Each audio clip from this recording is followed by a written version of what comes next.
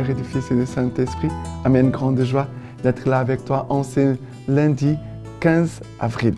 Nous sommes dans le temps pascal et profitons bien de toutes ces grâces de la résurrection, aussi de la puissance de l'esprit de résurrection qui veut aussi nous aider à avancer dans l'évangélisation et aussi dans la vie des prières. La première lecture d'aujourd'hui, c'est Actes des Apôtres, chapitre 6, à partir du verset 8. Étienne, rempli de grâce et de puissance, opérait des grands prodiges et signes parmi le peuple.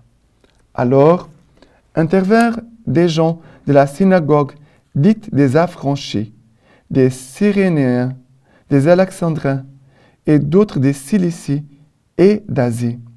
Ils se mirent à discuter avec Étienne, mais ils n'étaient pas de force à tenir tête à la sagesse et à l'esprit qui les faisait parler.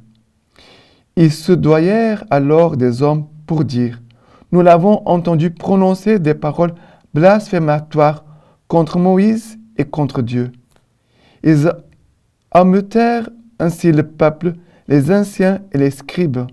Puis, survenant à l'improviste, ils s'emparèrent de lui et l'amenèrent devant le Sanhédrin.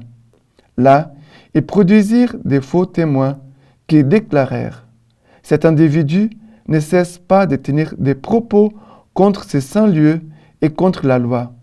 Nous l'avons entendu dire que Jésus, ce Nazaréen, détruira ces lieux-ci et changera les usages que Moïse nous a légués. » Or, tous ceux qui siégeaient au Sanhédrin avaient les yeux fixés sur lui, et son visage leur apparut semblable à celui d'un ange. Alors, jusqu'ici, Étienne n'ouvre pas la bouche. Devant tous les Sanhédrins, ça veut dire les tribunaux, les gens qui sont là avec des faux témoins, Étienne, homme, nous a dit qu'il était un homme rempli sagesse et l'esprit. Un homme rempli de sagesse et de l'esprit. Et il est en silence. Certainement, il voit les choses, il se rend compte de ce qui se passe, des dangers, parce que les gens disaient qu'il avait blasphémé contre le lieu saint et contre les usages que Moïse avait prescrits au peuple. Ça veut dire que ce sont des choses graves. Et Étienne nous a dit qu'il avait le visage semblable à celui d'un ange. Étienne, pourquoi il est en silence? Pourquoi il ne fait rien?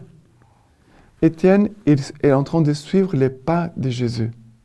Il dit, comme Jésus a vécu, moi aussi je dois vivre, je dois suivre les pas de Jésus et d'avoir la même confiance en Dieu, le Père, comme Jésus. Et Étienne, certainement, il prie pour les gens qui sont là autour de lui. Et fait confiance à Dieu. Et nous devons demander les grâces de Saint Étienne. Les premiers martyrs après la résurrection, Étienne, un homme rempli de sagesse et de l'esprit. Nous devons demander les mêmes grâces. Pour notre évangélisation, Étienne ici, sans parler, il évangélise. Étienne ici n'ouvre pas la bouche, mais il est en train d'évangéliser par sa présence, par son visage qui est rempli de bonté de Dieu. Il n'a pas de haine, n'a pas de mauvais sentiments, n'a pas de jugement. Nous devons demander ces grâces d'innocence comme Étienne, d'accord? Mais soyons des hommes et femmes remplis de sagesse et de l'Esprit Saint. Demandons ces grâces-là pour notre mission, pour notre évangélisation. Et le psaume d'aujourd'hui, c'est le psaume 119, à partir du verset 23. Que des princes tiennent séance et parlent contre moi. Ton serviteur médite tes volontés. Ton témoignage, voilà mes délices. Tes volontés, mes conseillers. Après le verset 26. Je numère mes voies, tu me réponds. Apprends-moi tes volontés. Fais-moi comprendre la voie de tes préceptes. Je méditerai sur tes merveilles. Détourne-moi de la voie du mensonge. Fais-moi la grâce de ta loi. J'ai choisi la voie de vérité. Je me conforme à tes jugements. Et si nous voyons que le psaume nous dit ton témoignage, voilà mes délices. Ton serviteur médite tes volontés. Tes volontés sont mes conseillers. Apprends-moi tes volontés. Je méditerai sur tes merveilles. Fais-moi comprendre la voie de tes préceptes. Fais-moi la grâce de ta loi. Ça veut dire que le psaume veut nous remplir de la parole de Dieu. Cette parole de Dieu connue que va nous communiquer sagesse, l'Esprit Saint et force. Et nous avons besoin de cette sagesse, de l'Esprit Saint et de force devant notre monde qui est contraire, qui est contre Jésus, qui est contre la parole de Dieu, qui est contre l'Église. Notre monde aujourd'hui, c'est un monde païen. Et je dirais même pire que ça, il est contre Dieu. Notre monde aujourd'hui s'élève contre Dieu. Et nous devons demander que la parole de Dieu puisse nous remplir. Et cette parole va nous communiquer sagesse, force et l'Esprit Saint pour pouvoir avoir une réponse, pour que nous puissions répondre aux défis de notre monde. D'accord? Et maintenant, l'évangile, c'est Jean chapitre 6, à partir du verset 22.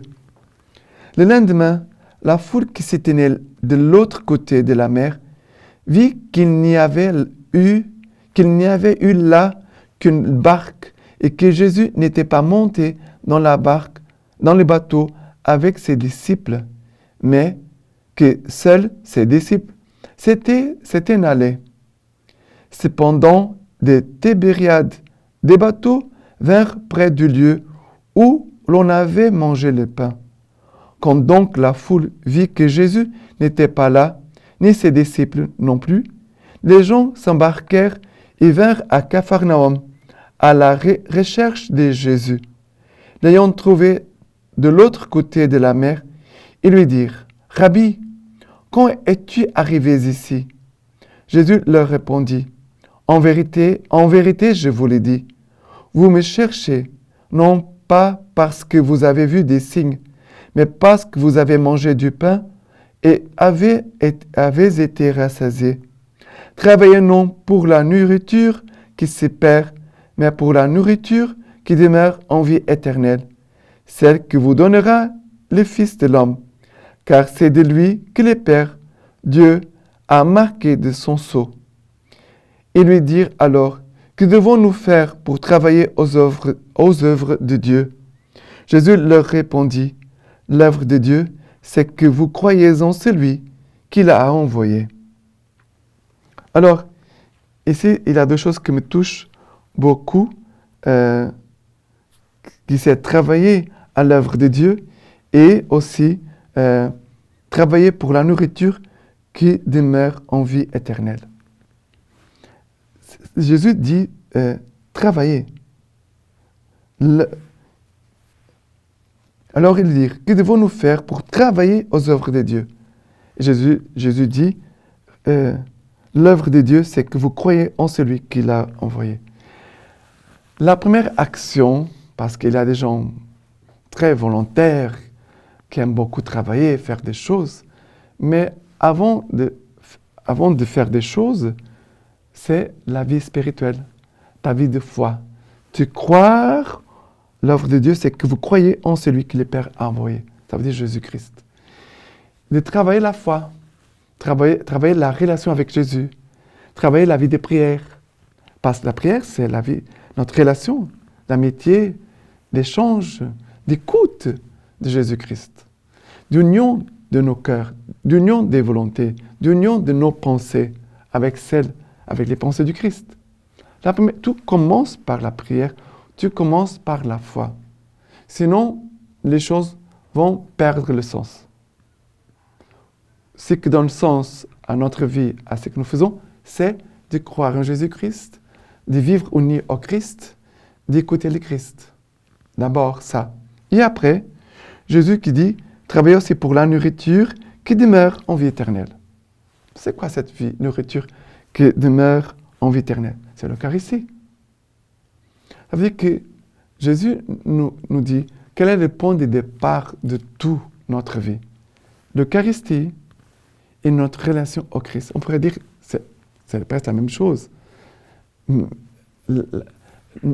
y a des gens, moi je connais des familles, des couples, où ils font beaucoup de sacrifices, mais pour avoir la messe chaque jour. Et il y a d'autres chrétiens qui s'en foutent s'ils ont la messe chaque jour ou pas, même les dimanches parfois. S'ils vont rater la messe, c'est pas grave.